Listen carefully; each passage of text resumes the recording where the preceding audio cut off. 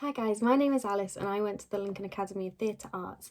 I left in 2017 to go to Arts Ed and I did a 3-year course in musical theatre, but they also do acting courses there too. This video is just my advice for auditioning for musical theatre courses, not just at Arts Ed. This is kind of a guide that can apply to any of the drama schools you choose to audition for. One thing you just need to bear in mind is that it's a process. These things take time. Some people get in straight away.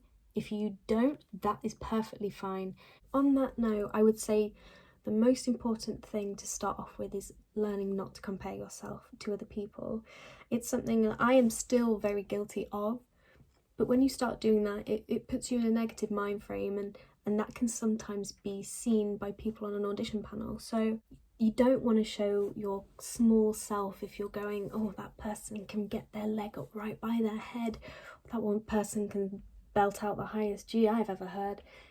It's just not good for you or for anyone else. So you need to look at yourself and think, what have I got that makes me unique? What is going to make them want me? And it's not a case of being big-headed or gloating or boasting. That is not what you want to do, but you need to look at yourself and be confident to say, I am good at what I do, and this is why you're going to want me.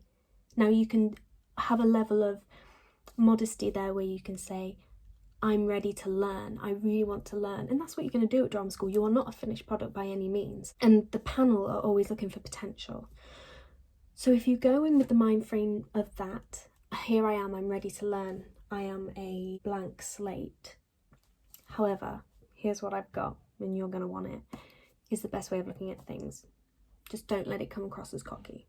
Be confident, but not cocky. That positive thinking you can implement from day one. Start thinking like that now, and then that'll stick with you forever, for the rest of your career potentially. The next thing I would suggest doing is researching the drama schools. It's all very well that you know someone who went to drama school X, but if you went to drama school X, you might not get the experience that you would have wanted. It might not be for you. You may be better suited, or what you're looking for in an education may be better at school Y. Now you may think, oh, but school X is the best school, I really have to go there. It's the best school for that person, doesn't mean it's the best school for you. Researching the schools is really important, so make yourself a list of what you would like out of a course that is potentially 3 to 4 years long. Do you want it more dance heavy? Are you more interested in acting? Do you want to do some classical acting? Because some courses don't explore things like that. It's just the same as you would for a university. There's schools all over the country, not just the ones in London. There's some in Liverpool, some in Manchester, and there's even some in the Midlands, so you don't have to go too far from home if that's not what you want to do. It doesn't matter on the name of the school, it's what you make of the opportunities that you get at the school. You can research the websites, there's so much out there on Google, just use it. You can type in the name of the school and all sorts will come up. Instagram, Twitter, some colleges have YouTube accounts, so check those out as well. And then ask around, ask friends. If you know somebody who auditioned there or attended a school you're thinking about auditioning for, drop them a message, they won't mind. You may think it's scary asking someone a question, but everyone is more than happy to help, especially in this industry. Everyone is friendly, everyone's there for each other, and we're all very nosy and full of questions. So go for it. What harm can it do? Let's say you've applied for some auditions at, let's say 3 drama schools. What you need to do is make sure you read all the emails thoroughly for each audition, and make sure you've got something like a diary or a journal that you can write down when the auditions are, where the auditions are, and what you need, what they specifically ask for, because it is different at every audition pretty much. Even if you're auditioning for the same course, so let's say you're auditioning for musical theatre for these 3 schools that you're auditioning for, the requirements or things they ask for the day will be different at every school. So really make sure you know exactly what they've asked for. As I mentioned before, at these auditions, they're not looking for the finished product, and you won't be. However, it's very important that you're prepared. There's nothing worse than either not having the right amount of songs, not preparing a monologue that they've asked you to specifically. Sometimes drama schools will give you a list. These are things that you can control now, regardless of what it is you're auditioning for. You may be going for an interview at a university for a biology course as well. If you turn up to that unprepared, it doesn't rub off well with whoever you're interviewing with, auditioning for. So just make sure that you know exactly where you're going on the day, where, what you need. If in doubt, bring extra things just in case. You never know. What you also need to remember is the people auditioning you are human. They can see if you're nervous. They're not going to be mean. They want you to do great. They want you to be the best that you can. So they will be encouraging. Even if you don't see that's how that's reflecting, they definitely want you to do the best. So just breathe. Remember, they're human, you're human, and you can only do the best you can. But be prepared. Always be prepared. An easy way of being prepared is if you prepare everything in advance. So pack your bag the night before. Don't leave it to the morning, because also a lot of auditions take place at 9 a.m.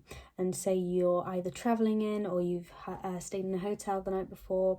If you're having to audition somewhere that's quite far away from your home, have everything ready so you can just wake up, focus on yourself, get ready, so you're not scrambling and rushing around trying to pack your bag full of things that you should have sorted already. For auditions, you want to have a kit bag, so just like a standard dance or gym bag, something that's got plenty of room that you can fit all sorts in there. You need to make sure you have plenty of water with you.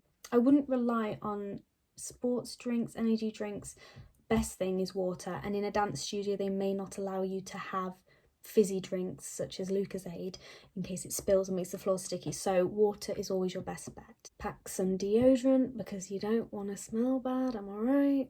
And make sure you have some snacks with you. When I'm nervous, I find it quite hard to eat full stops, but it's so important to keep your body energized. So I would pack maybe a pack of sweets, sugar to keep blood sugar up, some nuts, they're really great, but just make sure that no one has a nut allergy around you. That's really important, especially in a cramped space like a dance studio.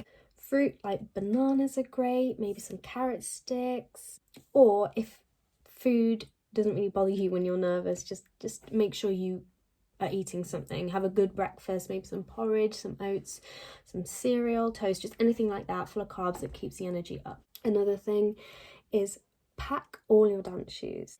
On the breakdown of the audition, they probably will specify what shoes you will need, but sometimes they don't.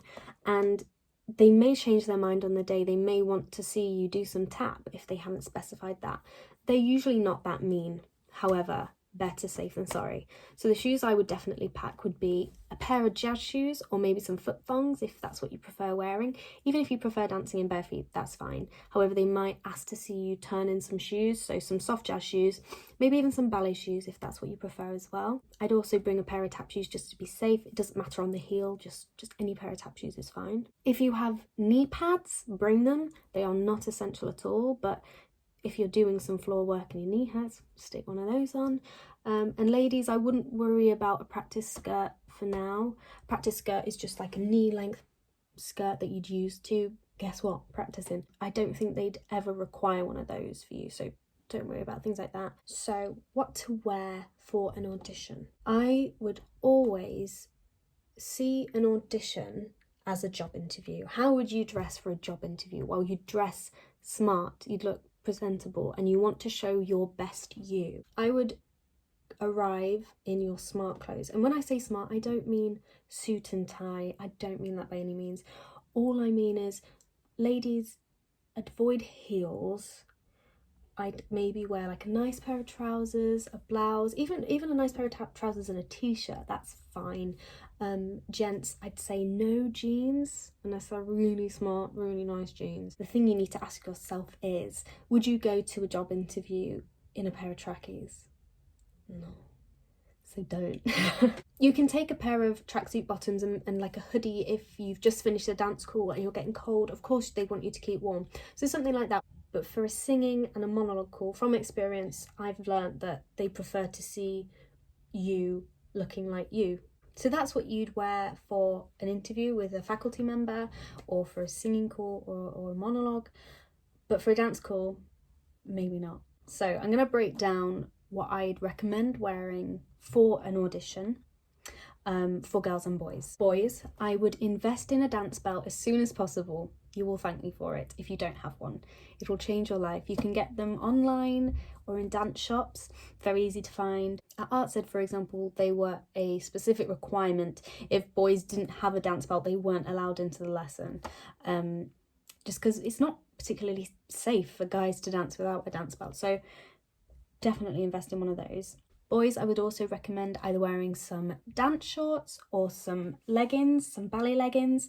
You can either then wear a leotard or a vest or a t-shirt, but tight fitting is best. They're not looking at your physique, they're looking at the line and the way your body moves when dancing. It's not about shape or size at all. They just want to see your potential and see the areas of strength and see the areas of weakness and see what they could do to make you a much more rounded performer. The same applies to girls. Also wear something that is figure hugging. I know this might not be the most comfortable thing in the world, and everyone, including myself, has those days when I don't want to be seen in a pair of dance tights and leotard. Again, this is nothing more but to see the line of your body, exactly the same as the guys. So I would suggest wearing either a leotard and a pair of dance tights, black footless tights over the leotard, to make your legs look a bit longer, especially when you're someone like me who was not blessed with long legs. So a leotard and tights, or a leotard and shorts, or a crop top and shorts if you feel comfortable. One isn't better than the other. They just simply want to see the shape of your body and see how it moves. You can find this stuff, if you don't have it, very cheap online. There's websites such as Dance Direct or Move Dancewear, even places like Primark. I swear by their footless black tights. They're about £1.50 a pair, and they're not there all year, so when I see them I will buy the whole rack of them. They are fantastic and by far my favourite pair of footless tights. I will never pay more than £2 for them. Shorts, little gym shorts you can find at Primark. They have a brand at Decathlon called Domio, and they do these little gym shorts which are about £3 a pair. I wore these shorts for class after class after class, and they've not shrunk, they haven't faded, they're fantastic, and they were so cheap, so you can buy loads of pairs and not feel guilty about it. And again, they're unisex. If you wear a pair of shoes to dance in, don't wear ankle socks. They make the line you want to create look a bit dodgy, so I'd invest in a pair of pop socks as well. Again, you can get those at Primark, they're so easy, and it makes you look like you're not wearing socks, but stops your shoes getting a bit gross. Another thing not everyone thinks about is the colour of the clothes you wear. It's not important, but pick something you feel really confident in and comfortable in, and something that may exaggerate your best assets. For example, I've got red hair, so I wanted to wear a colour that complemented that the most. Hair-wise, ladies, out of your face, have it up as much as you can. I had quite short hair, so I did half up, half down, just so long as they can see your face and nothing's getting in the way like mine is right now. Boys, again, just look smart and presentable. And when it comes to makeup, keep it natural. Some schools may require a red lip or some darker eye makeup. That's fine. If that's what they've specified, go for it. However, if they've not specified, show them what you'd look like turning up to a class. And just a bit of mascara, maybe a little bit in your eyebrows. Nothing too crazy, nothing too heavy, because it will sweat off and it'll look a bit gross. Because the reality is, if you wear a lot of makeup, it'll just sweat off and you'll be wiping it and smudging, and you don't want that. That is the last thing you want to be thinking about when in a dance call. You just want to feel like you and let them see you. That reminds me, always bring a towel. You don't need a sports towel, but again, you can get them really cheap at places like Decathlon, or you can find them online. A little microfiber towel, or just a hand towel from home is absolutely fine. Just something to wipe the sweat off your face so you're not there dripping if that should happen. So, moving on from dance, singing. Most musical theatre schools will ask you for a contemporary song and a legit song. A contemporary song usually means it was written after 1965, and a legit song usually means it was written before 1965. Now, if there's a contemporary legit song that you really enjoy singing and you are singing in a legit quality, which is what they're looking for, that's absolutely fine. So that would include shows such as Phantom of the Opera, Love Never Dies, Secret Garden, or even Light in the Piazza. That's the quality they're looking for, so it doesn't really matter. Contemporary songs, again, they're looking for a contemporary voice. So if there's a pop song that you really enjoy singing, then that is an option too. At the end of the day, they want to see you and they want to see you enjoy singing, so why not sing something you enjoy singing? As long as you can tell a story and perform that song, then why not? Just don't pick a song that's very overdone and predictable. It doesn't mean it's a bad song. They just want to hear you do something unique and something that you enjoy singing, and that will make them remember you and go, oh, that's an interesting choice of song. I will remember them. It's just the little things like that that will make you extra memorable. So you can find shows by Googling them, look online, look at YouTube. Think about shows you have seen and try and think, oh, I like the way she performed that song. Oh, that song was really beautiful. I think I'd like to have a go. Just make a quick list of all these shows you've already seen. Get searching for new stuff. Have a listen to loads of soundtracks. There's so much out there, and I wish I realised how much was out there before I auditioned. If you like a particular composer like Sondheim or Andrew Lloyd Webber, why don't you have a listen to some of their other shows that you're not familiar with and see if there's anything from there? Another thing that's important is to know the context of the song, because they might ask you questions about it, such as when was it written, what's the character's name, something as simple as that. They might ask you who you're talking to or performing to. But I'm going to get into more detail about breaking down a song in another video coming up soon. Make sure your music is printed on A4 paper, single-sided, and also make sure you tape your music correctly. There's nothing worse, unfortunately, than taping music incorrectly. So I'm going to show you now how to tape music correctly and effectively so it doesn't cause a faff for the pianist. So here I am filming on my bed, a very simple system to remember when taping music. So we're going to pretend this is 3 pages long. Page 1, page 2, page 3. Let's forget about page 3 for the moment. So page 1 and page 2. We basically want the pieces of paper to be able to concertina eventually so they can fold up neatly. So we will do this by taking the first page and turning it over and putting it to the right instead of the left. Then you get your second page. You also turn this over. Just make sure that page 1 is on the right, page 2 is on the left. Please forgive my happy birthday tape, but I just thought I'd use this because you can see it instead of using clear sellotape. So then you tape them. If you can, it's best if you can do 1 stripe of tape all the way down the spine of these pages meeting. However, if that's not easy, just a few. Make sure it's definitely secure and the pieces of paper are as close together as they can be. So by doing this, it means the pages can fold over beautifully, like so.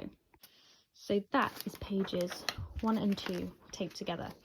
So for your next page, you grab that and you put that next to your second page, and then you tape on this side. So there's that one taped like that. So therefore you can, it's difficult with one hand, but you can fold it like that, and it can just slip into a plastic wallet or a folder very easily. If you wanted to add another page, you'd do the same thing as you did before, onto the reverse. So if you were to tape a piece of paper here, you do it on the reverse, and you just alternate each time, back, front, etc, etc. When you hand your music over to the pianist, it is likely they'll ask you about the tempo. So all you have to do here is simply sing your song. Don't clap, because sometimes some pianists get annoyed with that, or click or tap. Just simply sing the first few lines, and they might play along just so they can get the idea of the tempo of the song and the pace you usually sing it in. Some musical theatre courses will also ask to see a monologue. They will either give you a list of ones to pick from, in which case that's so easy. If not, they will ask you to find some yourself.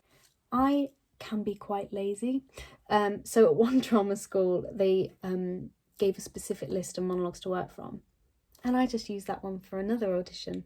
They said I could pick any, so I thought, why learn 2 when you've got one right there? Don't give yourself extra work. Try and make it work so you can do the same speeches for all the schools you're auditioning for. One thing that's really important, in my opinion, is that you, again, show yourself through the monologues. Pick a character that is similar to your age, is something you can relate to easily. Don't do an accent, again, unless they ask for an accent, which is unlikely. Talk in your own voice, in your own accent. Have a look on YouTube. Read plays. Reading plays is so important. If you're struggling to find a monologue, feel free to ask people if they know of any. Ask your drama teachers if they know any. I'd avoid monologue books, because a lot of people buy those. In those books, there is a monologue that panels will see again and again and again. And again, you want to pick something that is unique, and it will be a breath of fresh air in the room for them to see. Just make sure you're prepared and know the monologue well enough, so if they do redirect you and ask you to do it again, you don't have to worry about what you're saying. You are able to think about what they've asked of you, and you deliver that easily. The most important thing is that you enjoy it, and you show that you're enjoying it. They want to see you have fun and be happy and positive about the experience. Try and treat it as if it's a class and you're just going in and having fun with your friends, but all your friends are new people who are also in the same boat as you, so are probably just as nervous. Show your personality. Smile. Not a fake cheesy dance mom smile, unless they've asked for that. Chat to other people auditioning. If you see someone on their own looking a little nervous, why don't you go up to them and see if they're okay? Ask them a question, even if it's something like, where are you from? What's your name? Get some conversations started, but also just be respectful, and if people look like they want their space, then let them have their space. Everyone deals with nerves very differently. Be prepared for the panel to maybe ask you some questions, even if it's something, again, where are you from? What's your name? What experience have you had? What's your dream role? At ArtsEd, in my interview, they asked me about the last show I saw, or who wrote that show, who directed it, who choreographed it. So just have some little cheat answers ready. Try and work out the last show you saw and all the details about that, and also they might ask you what your favourite show is and all the details about that. So just have those ready and prepared. Nothing difficult, just a couple of things to remember. It lets them see that you're serious and very interested in the topic of musical theatre, not just I love singing and dancing and acting and that being it. They want to look for someone who will work hard and take this seriously, rather than someone who's just there for the ride. Sometimes people fall into the idea of trying to look keen by asking loads of questions. This is great, but it also makes you come across as if you've not been listening or paying attention. So in a dance audition, try not to ask questions. Listen and watch, and all the answers should be there. However, if you miss something because you're on the back row, or you didn't see something, then of course you can ask a question. They will say you can ask questions. Just simply raise your hand and then say, I'm sorry, I think I missed you demonstrate this bit. Can I see this bit again? Or sorry, is it okay if we go back? Just be polite and very human. Usually the answer to your question will be answered eventually. Sometimes the teacher just hasn't got to that part yet. So just focus, listen and watch, and you should be fine. Another thing I'd like to emphasize is you don't have to be the perfect dancer or singer. It's about potential. They want to see performance. They want to see you take on a character in a dance or in a song. It doesn't matter if you're not the next Pavarotti or the next Darcy Bussell. They want to see the potential in you. Enjoy it. They will see that if you enjoy it and let go. See the character in your whole body and your face. It's so important. Sometimes in a dance call, you can forget about your face.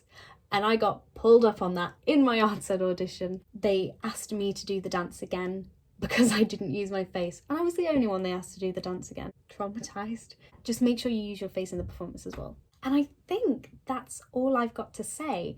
If you have any questions, please feel free to contact me. You can find me on Instagram at Alice Rose, or I'm on Facebook. Please feel free to drop me a message. Like I say, I'm not scary. None of us performing people are that scary. But please feel free to drop us a message and I will answer any questions you have, whether you think it's a silly question or it's a very difficult question. I will try my best to answer them for you. Even if it's some recommendations for audition songs or monologues, feel free to ask me and I will do my best to help you guys out. Finally, have fun, break a leg. You can do it, show them you, and don't compare yourself to other people. And I'll see you next time. Bye guys.